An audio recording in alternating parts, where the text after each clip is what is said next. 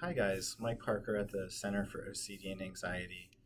I wanted to talk to you about an important topic today, and probably the most frustrating part of my role as a therapist that works specifically with OCD. And that would be having to hear my clients' stories about their experiences when they share their diagnosis, when they share their struggle with others, with the world at large.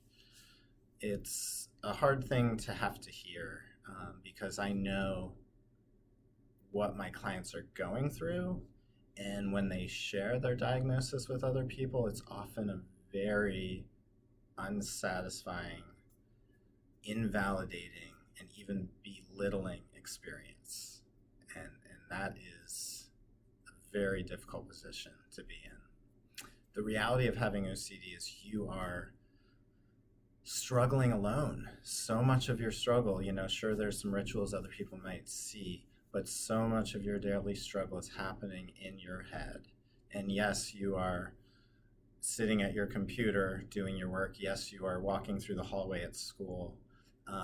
What people don't see is the intense pain, the exhausting mental activity, and everything else that's going on inside while you are doing these basic tasks that other people are doing without the immense barrier of having OCD.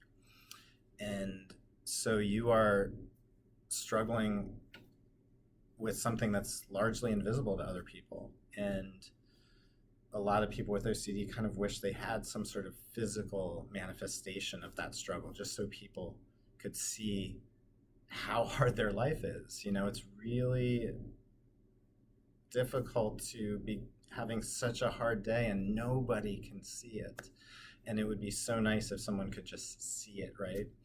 But when you have OCD, in order to let others know what you're going through, you have to actually share and explain and describe it to other people. And the fact of the matter is there's so much misinformation about the diagnosis of OCD that when you share that word with others, you don't get what you're looking for, which is understanding, some sympathy, some empathy, those things you need when you're having a really hard day. More often you get, comments like, oh, I've got a little OCD.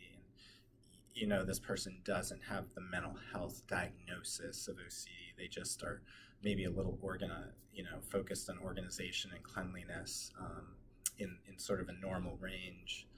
And, or even people kind of blowing you off, in terms of like, oh, okay, yeah, giving you the impression that they think you're making a big deal out of something small, or you're one of those people that just, whines about things and just needs to buck up, in some way. So there's this perception that either everybody has a little OCD or OCD is not a real thing. And you're just sort of looking for an excuse or you're looking for sympathy about something that isn't a big deal. That is a horrible, horrible, horrible experience to go through when you've got OCD.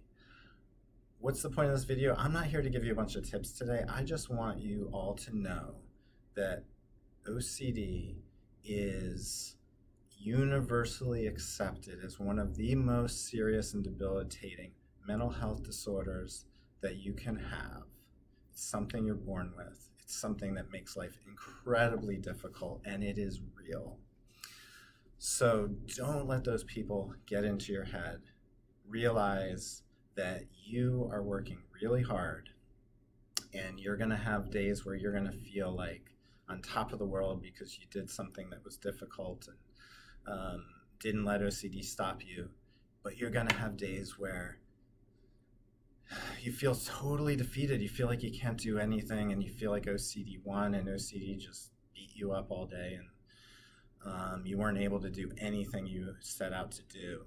And realize on those days that it's because you have OCD, and OCD is a real thing. So that's my message for today, guys. Don't let those voices stop you. You are a rock star no matter how today goes. Sometimes when you got OCD, just getting through the day is enough. Keep trying, Don't give up, and I will talk to you next time. Take care.